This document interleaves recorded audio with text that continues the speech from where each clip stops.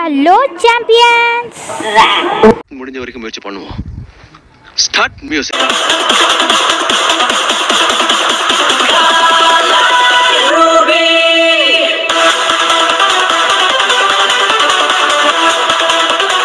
Hello champions, இன்னைக்கு பார்க்க வர அனிமி சீரிஸ் வழக்கம் போல தான் செமையாக இருக்கும். சப்ஸ்கிரைப் பண்ணிவிட்டு நம்ம சேனலை பாருங்கள். ஏன்னா நம்ம சேனல் பார்க்குற பலவே சப்ஸ்கிரைப் பண்ண மாட்டேறீங்க. அதாவது இந்த அனிமே சீரீஸில் நம்ம ஹீரோ காட் பவரை அவேக்கன் பண்ணுவோம். அதாவது நம்ம ஹீரோ சொல்கிறான், ஒரு நாள் நான் ஏஞ்சி பார்க்குறப்ப வானத்துலேருந்து பலிப்பீடங்கள், அதாவது விசேஷம் நிறைவேற்றுறனால தங்கம் வெள்ளி அவங்கள்ட்ட இருக்க விலை மதிப்பு இல்லாததை போட்டு ஒயிட் லைட் ரிவார்டு கிடைக்குமான்னு வெயிட் பண்ணுறாங்க. நம்ம ஹீரோ நம்ம ஒரு காரமான சிப்ஸை கொண்டு போய் போடுறாப்புல எல்லோரும் பார்த்துட்டு அந்த இடியட்டை பாருங்கடா அப்படின்னு கத்த ஆரம்பிச்சிட்டாங்க. ஆனால் திடீர்னு பார்த்தா ஒரு மொரட்டை வெளிச்சம், ரெட் லைட் அப்படியே உள்ளே ஒரு மித்திக் கிரேட் ஐட்டம் நம்ம ஹீரோவுக்கு கிடைக்கிது. பார்த்துட்டு எல்லாம் பார்க்குறாங்க. நம்ம ஹீரோவுக்கு அதாவது ஒரு பவர் இருக்குது. அதாவது நம்ம ஹீரோவோட பவர் என்னென்னா ஐ ஆஃப் ட்ரூத் அப்படின்னு ஒரு பவர் தான். இது என்ன பலிபீடத்துக்கு என்னென்ன வேணும்னு சொல்ல முடியும். ஆனால் கொஞ்ச நேரத்துக்கு முன்னாடி நம்ம ஹீரோவை ஒரு பொண்ணு முன்னாடி லவ் பண்ணியிருந்துருப்பா. அந்த பொண்ணுமே பிரேக்கப் பண்ணிவிட்டு ஓடி போயிருந்திருப்பியா. என்னடா இது, நம்ம ஹீரோக்கோடைய வானமே இடிஞ்சு போகிற இது வெயிட்டு, டேய் வானமே இடிகிற மாதிரி இருக்குடா அப்படின்னு நம்ம ஹீரோ பார்க்க வானத்தில் அப்படியே பொடன்னு அப்படியே கிராக் ஆகி உள்ளே ஏதோ படார்னு உங்களுது. நம்ம ஹீரோவுக்கு சொல்லிர்னு கண்ணை திறந்து பார்த்தா ஒரு இடம் மாதிரி இருக்கு. அந்த இடத்துல 666 பலி அப்படின்னு காட்டுறாங்க. உள்ளே ஒரு டிராகன் இருக்கான். அந்த டிராகனுக்கு சுவை அப்படின்னா என்னன்னு தெரியணும். ஒரு மொரட்டு சுவைக்காக வெயிட் பண்ணிகிட்டு இருக்கான் அப்படின்னு நம்ம ஹீரோவுக்கு மட்டும் அப்படி புரியுது. ஒரு குண்டு பை பண்ண போட ஒரு வெள்ளை கலர் லைட்டு அப்படியே ஒரு பழம் ஆப்பிள் மாதிரி இருக்கு. அது தின்றாப்புல ஆள் பிடிச்சி தின்னக்கப்புறம் தான் தெரியுது தலைமை ஒரு ஸ்மோக்கால் இது பண்ணி ஆம்செல்லாம் யாராவும் அப்படியெல்லாம் அடித்து பிடிச்சிக்கிட்டு அவன்கிட்ட காஸ்ட்லியாக இருக்க பொருளெல்லாம் தூக்கி விசிடுறாங்க. நம்ம ஹீரோவுக்கு இதெல்லாம் பார்க்க சிரிப்பு தான் வருது. ஏன்னா அதுக்கு என்ன தேவையோ தானே போட்டால் தானே கிடைக்கும். நம்ம ஹீரோ அப்படி யோசிச்சுட்டு அவனோட ஃப்ரெண்டு ஒருத்தன் காரமான ஒரு சிப்ஸை கொடுத்துருக்கான். அந்த சிப்ஸு சாப்பிட்டதுக்கே நம்ம ஹீரோக்கு 3 நாள் பின்னாடி இல்லை ஒன்றுமே போகலன்னா பார்த்துங்க, பின்னாடி எரியிற அளவுக்கு இருந்திருக்கியான். நம்ம ஹீரோவும் நம்ம பார்த்துட்டு வேகமாக அவன் வீட்டுக்கு ஓடி போய் அந்த சிப்ஸ் எடுக்கிறாப்புலே எடுத்துகிட்டு ஒரு ஃபோன்லேருந்து ஒரு மெசேஜ் அந்த பலிபீடத்தை பற்றி தான் ஃபுல்லாக இன்டர்நெட் ஃபுல்லாக தான் ஒருத்தன் ஒரு 6 ராலி அளவுக்கு தங்கத்தை கொட்டி ஒரு ப்ளூ லைட் வாங்கி அதை சாப்பிட்டோன்னே அவனை கொடிகளை உருவாக்குற பவர் அவனுக்கு கிடச்சிருக்கு. இன்னொருத்தவனுக்கு கத்திய சோடா வச்சு பலிபீடத்தை கொடுத்துருக்கான். ஒரு பேய் சமனாகி அங்கே போலீஸு மிலிட்ரி எல்லாம் இறங்குற மாதிரி இருக்குது. நம்ம ஹீரோவுக்கும் இப்போ தான் புரியுது, இப்போனா எந்தளவுக்கு இதில் அதிர்ஷ்டம் இருக்கோ அந்தளவுக்கு பேட் லக் இருக்குது. அதாவது எந்தளவுக்கு விஷஸ் கொடுக்குதோ அந்தளவுக்கு பேட் விஷஸும் அதுக்கு இருக்குது. அதுக்கு பிடிக்காத விஷயம் கொடுக்க முடியாது அப்படின்னு.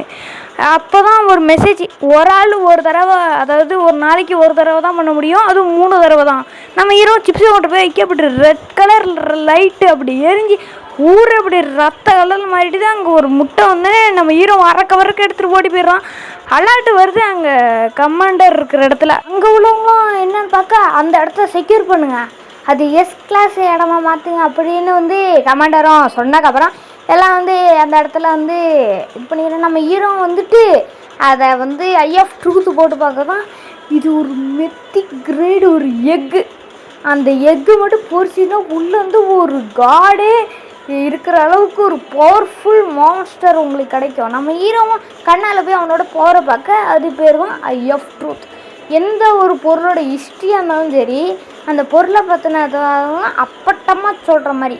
இனிமேல் கண்ணை மட்டும் விளாட வேணாம், இது கண்ணை திறந்துக்கிட்டு ஈஸியாக விளாட்ற சூதாட்டம் அப்படின்னு சொல்லிட்டு நம்ம ஹீரோவும் பறக்கன்னு கத்தி அவனுக்கு தேவையான பொருள் விவியனை அவனோட ஆள் ஃபோட்டோவெல்லாம் எடுத்துக்கிட்டு போயிடுறான். விவியனில் வர அந்த பொண்ணு ஃபோன் பண்ண நம்ம ஹீரோ பிளாக்கில் போட்டுடுறான். ஏன்னா அவள் கிட்டத்தட்ட ஒரு க்ரீன் லைட் வாங்கியிருக்கா. அதனால் வந்து அவன் பாய் ஃப்ரெண்டு சும்மா ஏதோ வச்சுருந்துருப்பான், அவன் பணக்காரனால இருந்திருப்பா. அதுக்கப்புறம் வந்து இன்னொரு பலிபீடத்துக்கு வந்து நம்ம ஹீரோ வந்து சுற்றி முற்றி என்னென்ன பலிபீடம் இருக்குன்னு எல்லாத்தையும் பார்க்குறான். ஒரு பொண்ணு வந்து அதுக்கிட்ட அழுகுற மாதிரியும் ஒரு பலிபீடத்துக்கும் ஒரு கஷ்டமானது அந்த பலிபீடம் கேட்குது. நம்ம ஹீரோ விவியன் ஃபோட்டோவை கோடி கிழிச்சி கொளுத்தி போடுறான். ஒரு டிக்கெட்ஸ் மாதிரி கிடைக்கிது. அந்த டிக்கெட்ஸ் என்னென்னா ஒரு 3 நிமிஷம் உங்களோட ஆப்போனன்ஸை வந்து செயலுக்கு வைக்க முடியும். அதாவது 5 நிமிஷம் இல்லை 3 நிமிஷம், அதாவது அவங்களோட பேட் மெமரிஸ் அப்படி திரும்ப கொண்டு வரும். நம்ம ஹீரோ நம்ம ஹீரோ வந்துகிட்டு இருக்கு. அப்படி ஒரு பைனரி கோடில் ஒரு பலிபீடம் இருக்குது, 101010ன்னு. அந்த பலிபீடத்துக்கு என்னன்னா வந்து எதனால் விலங்குகள் இப்படி யோசிக்குது அப்படி யோசிக்குதுன்னு யோசிச்சுட்டு இருக்க பலிபீடம். நம்ம ஹீரோ கையில் வச்சுருக்க ஒரு புக்கை எடுத்து கொண்டு போய் வைக்கல. அங்கே வந்து ஒரு முரட்டு வெளிச்சம் கொஞ்ச நேரம் கழிச்சு தான் ரியாக்ட் ஆகுது. அந்த அந்த எல்லோ கலர் வெளிச்சத்துலேருந்து ஒரு டப்பா மாதிரி, சோப்பு டப்பா மாதிரி தெரிய வர ஒருத்தன் எதுவும் வேகமாக வந்து நம்ம ஹீரோ அட்டாக் பண்ணுவான். அவன் எவ்வளோமாக இருக்கான் தெரியுமா? நம்ம ஹீரோ அந்த டிக்கெட் டக்குன்னு எடுத்து போட்டுடுறான். அவன் அந்த நேரத்தில் கொலாப்ஸ் ஆகி அப்படியே வந்து தலையை பிடிச்சிக்கிட்டு தலை வழியில் அப்படியே படார்னு உட்கார்றாப்புல ஆள். என்னென்னு பார்த்தா வந்து அந்த டிக்கெட்ஸோட பவரு அவனோட பேட் மெமரி எல்லாத்தையும் கொண்டு வரும். அந்த நேரத்தில் நம்ம ஹீரோ அவன் கீழே போட்ட டேகர் எடுத்து ஒரு குத்து. நம்ம ஹீரோட ஃபஸ்ட்டு கொலை அப்படின்னு சொல்லலாம். நம்ம ஹீரோவும் கொஞ்ச நேரம் அப்படியே திண்ணி தடங்கிட்டு அப்புறம் வந்து ஏஞ்சி பரவாயில்ல விடு அப்படின்னு வாந்திலாம் எடுத்துகிட்டு அப்படியே வந்து கிளம்பி போகிற பார்க்கையில் அவன் உடம்புலேருந்து என்னென்னமோ தெரியுது. நம்ம ஹீரோ ஐ ஆஃப் ட்ரூத் பார்க்க அதில் வந்து அவன் என்னென்ன அந்த பலிபீடத்துக்கிட்ட வந்து வாங்கினானோ இல்லை திருடினானோ அது வந்து ஒருத்தவங்களை கொன்னதுக்கப்புறம் அது நமக்கு தான் அப்படின்னு வந்து புரியுது. அதாவது ஒருத்தவங்க செட்டக்கப்புறம் அவங்களோட பொருளை எடுக்கிற மாதிரி அப்படின்னு சொல்லலாம். அதாவது மற்ற பேர்கிட்ட இவன் அடித்து பிடுங்கியிருப்பான்ல, அது கூட இதில் இருக்கும். ஒருத்தவங்களை கொன்னுட்டு அவங்களோட பொருளெல்லாம் நமக்கு தான், எவ்வளோ பெரிய எப்பிக் கிரேடாக இருந்தாலும் சரி. இதெல்லாம் எதுக்கு கவர்மெண்ட்டு, அதாவது இந்த மாதிரி பலிபீடத்துக்கு எடுக்கிற இந்த ரிஸ்க்கை பற்றி அவனும் சொல்ல மாட்டான். ஏன்னா சட்டம் முழுங்கி தந்தி திரிச்சிரும். ஏற்கனவே இந்த போலீஸ்காரங்களாம் நாய் மாதிரி திரிகிட்டு இருக்காங்க, மிலிட்ரிலாம் தேடிக்கிட்டு இருக்காங்க இந்த ஊரில் என்னன்னு. இப்படி தெரிஞ்சிச்சுன்னா வந்து இந்த மாதிரி அவனாலையும் ஒன்றும் பண்ண முடியாது, போலீஸாலையும் அப்படின்னு வந்து ஃபுல்லாக வந்து போலீஸே இதில் இருக்காங்க. வந்து கூடிய சீக்கிரம் இந்த பலிபீடம் நம்மளெல்லாம் ஆக்கிரமிச்சிரும் போல அப்படின்னு நம்ம ஹீரோவும் அப்படியே வந்து அந்த பலிபீடத்துக்கிட்ட என்ன இருக்குன்னு பார்க்குறான். அங்கே ஒரு டப்பா மாதிரி இருக்குது. என்னடா டப்பா அப்படின்னு ஐ ஆஃப் ட்ரூத் போட்டு நம்ம ஹீரோவும் பார்க்குறான்.